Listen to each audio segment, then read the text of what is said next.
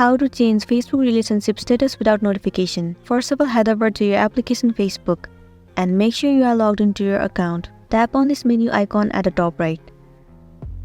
And then head over to your profile. Tap on Edit Profile. Scroll all the way down and click on Edit Your About information.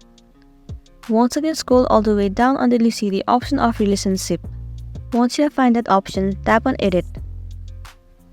And then tap on this option. So right here you can select your relationship status.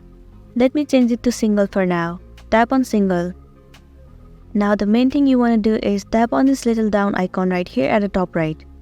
You need to set this privacy to only me. This way other people won't get any notification if you change your relationship status. So once you are done, tap on save at the bottom.